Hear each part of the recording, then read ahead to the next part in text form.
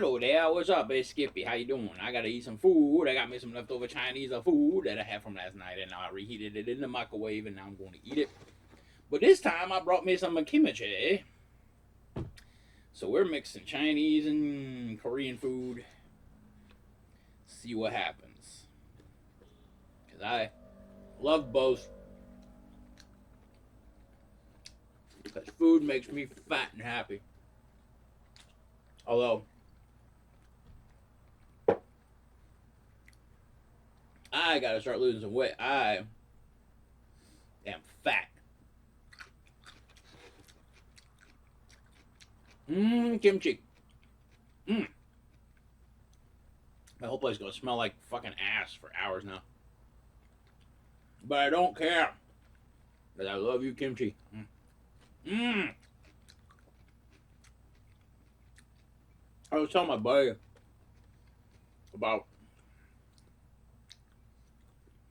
the wasabi kimchi experiment.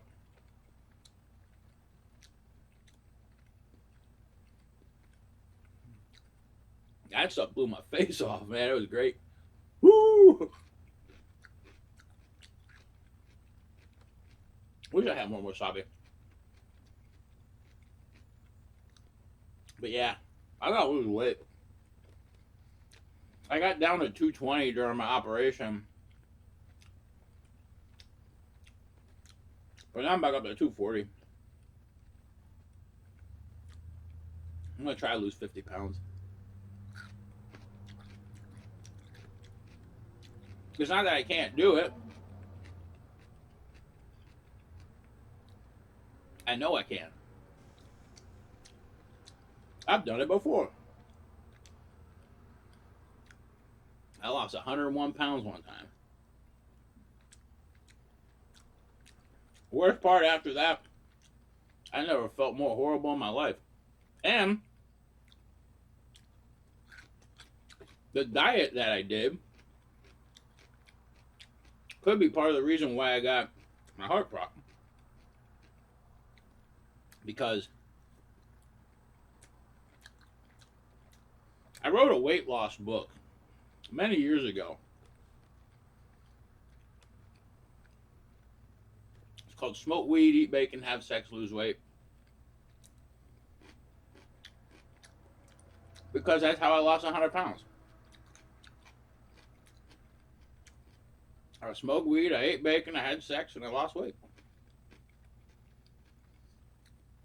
I thought the title alone was going to sell it, but didn't sell one copy. Why? You ask. I did sell a couple of copies. That's when I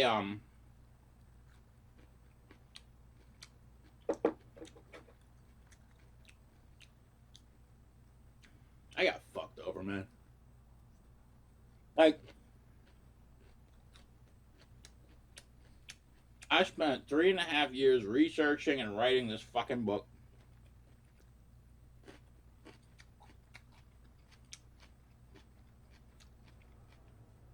Only to have it stolen from me by my publisher and agent.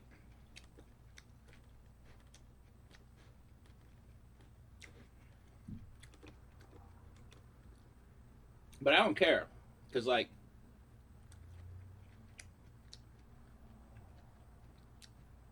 turns out the weight loss program, even though it worked,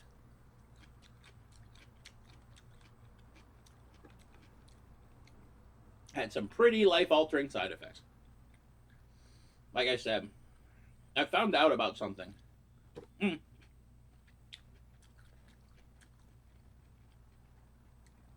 I started seeing a nutritionist at the VA hospital. And she informed me about something called ketoacidosis. Because my diet was ketogenic, which means that you starve your body of carbohydrates by eating up with proteins and fibrous carbs. When you starve your body of carbohydrates are the things your body converts into energy. Your fat, okay, is actually carbohydrates that your body is storing. for use later. Now,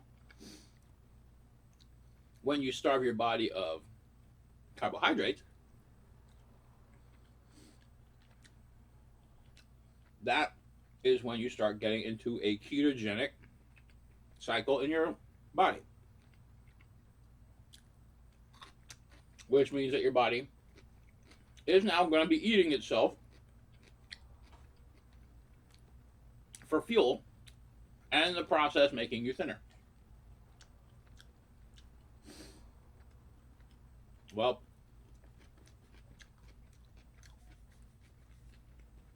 as I found out through my nutritionist, that causes a severe amount of acid buildup in your body,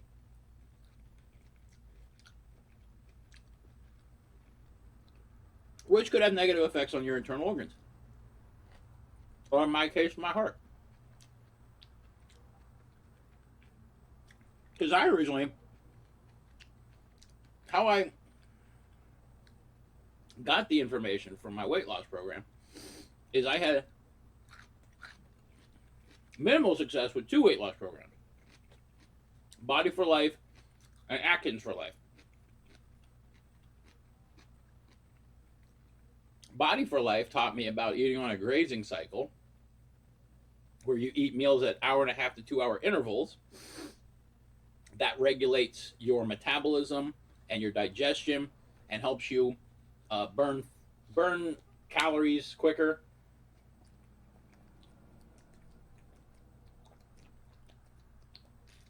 It also taught me to eat smaller portions. When you do that, okay, you eat smaller portions. Because of that, your stomach will shrink. It happened to me. That's why I have difficulty today, eating full meals. Because of my old weight loss program, shrank my stomach. So, if you get on a grazing cycle, eating small meals, 5 to 6 times a day, 1.5 to 2 hour intervals, that will, like I said, shrink your stomach. You'll be fuller faster, which is good, especially if you're trying to lose weight. Of course, Atkins was just high protein, low carbohydrate. So I said, what would happen if you did a high protein, low carbohydrate diet with a grazing cycle? And I found out. I dropped over 100 pounds in about 5 months. And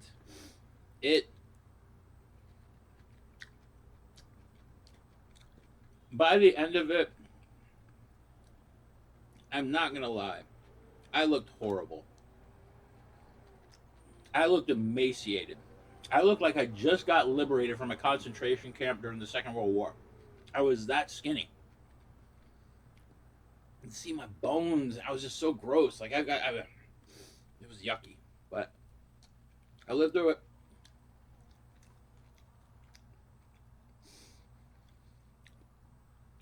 But the reason why I did it wrong was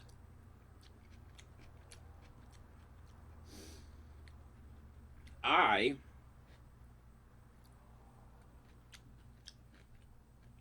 didn't exercise while I was dieting. That was a huge mistake, okay? If you're going to diet,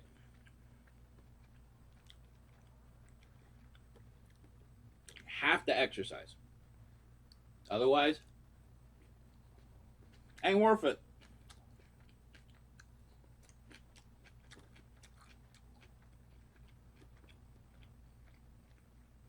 But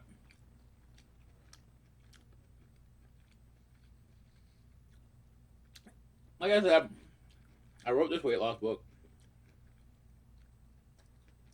and it worked. I was hoping to see this payoff from it, but never did. Because I ended up trusting somebody I shouldn't have trusted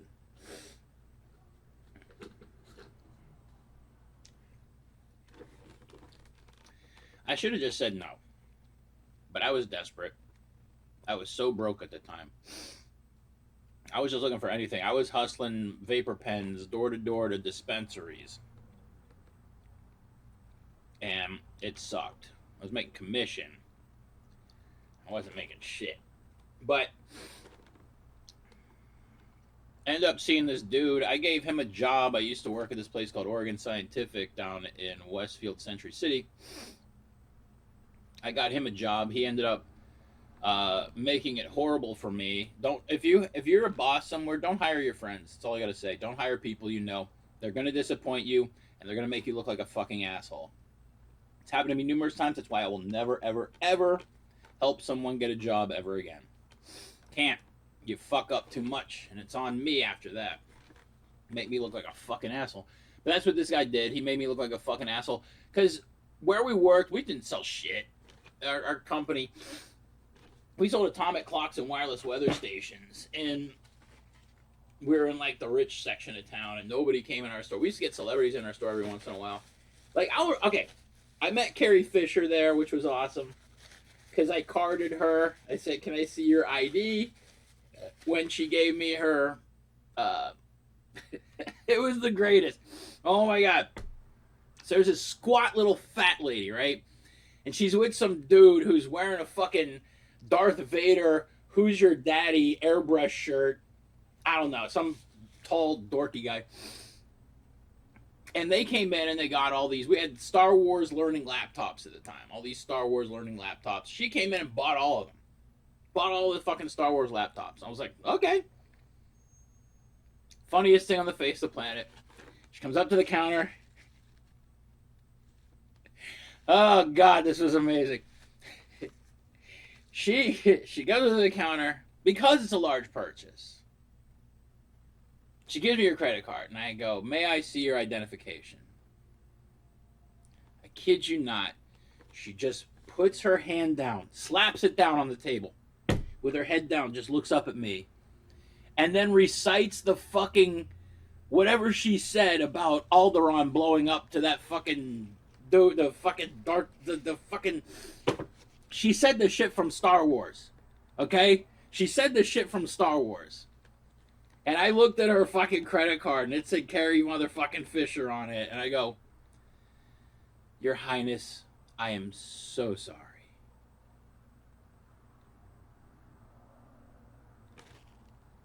That was fucking great. Also, oh God.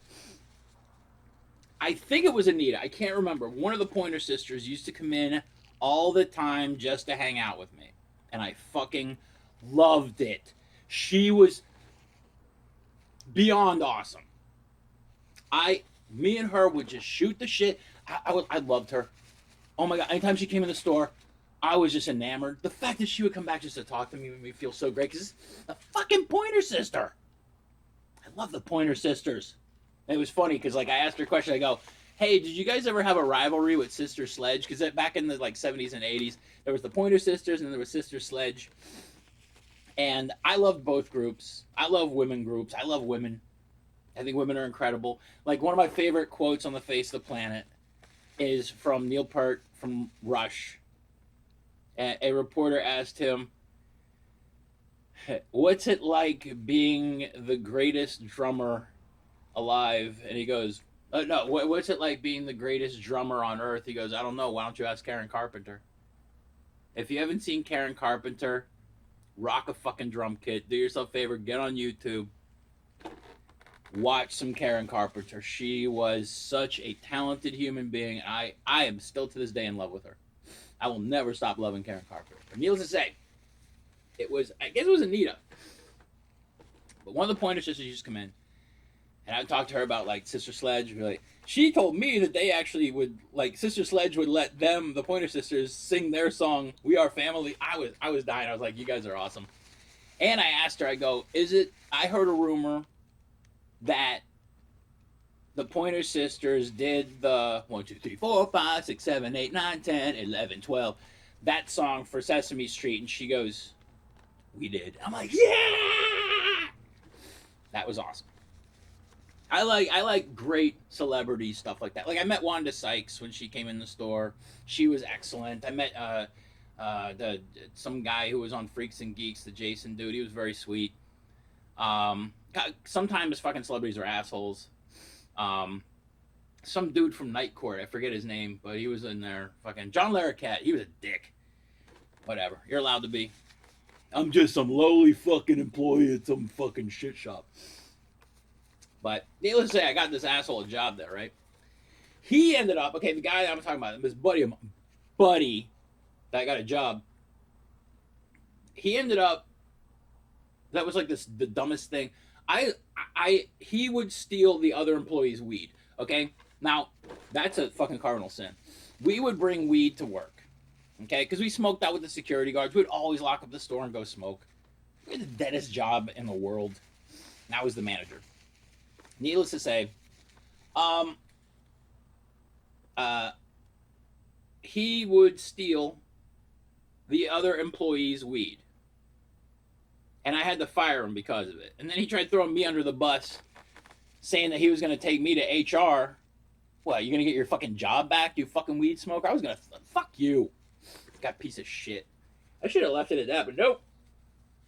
And this asshole, I saw him one time. He was like, dude, I love your book. As I told him about it, I was like, I'm trying to look for a publisher, and he said he knew one. I wish I never ever fucking saw that asshole, because I ended up getting my fucking book stolen off this guy. And then this asshole wanted a percentage cut. We would have these business meetings with the agent, and this fucking coked out asshole would always be sitting there going, what's my percentage? What's my percentage? I go, hey, motherfucker, we haven't sold a single fucking book, so your percentage is fucking 0. So fuck off. Like, and then he wanted to build, he tried to incorporate me and him into a business partnership because he wanted me to make money so he could spend it. He wanted to basically exploit me. Fuck you, asshole. Yeah, last time I saw him, I fucking yelled at him, like, get the fuck out of my face, you fucking asshole, you fucked up my life. I hope to never fucking see that asshole again, but yeah, I wrote a weight loss book. Wrote a weight loss book. Yeah. I can lose weight. I've done it before. I'll do it again. I got a bike and I got exercise. But that's another thing too is I can patent. I have an exercise system. I basically created a home gym, like that you can do like anywhere. You can do it in a dorm. You can do it outside on the grass. You can do it. You can do it anywhere. You can do it in a hallway. You can do it in a bedroom. You can do it in a kitchen. All you gotta do is need a place to sit on the floor and you can exercise. I created this system and I'm gonna start using it because I want to get back in shape. I got these A cups right now and they just need to disappear. And yeah, I think I'm gonna be the man to do it. So my family's supposed to be coming out here in the summertime, so I want to get my summertime body going. We'll see. But I'm pretty confident because, like I said, I'm too fat now. I need to get unfatted. So it looks like I'm going to stop eating Panda, start eating healthier. But I need to find out a good weight loss program to do. My nutritionist recommended the Mediterranean diet, but I have yet to read through the book. I have yet to buy a copy of the book. So once I find out, I'll look into it. But in the meantime, I'm just going to exercise and then get on the weight loss and then see what happens and see my results because it should be good. I'm positive. But anyhow, yeah, I gotta stop eating this garbage. It's delicious, but it's just makes you too fat. Anyhow, I'm out of here. Stay awesome. I'm Skippy Simon, and kimchi and Chinese food is delicious. All right. Glad we had this conversation. Stay awesome. Bye.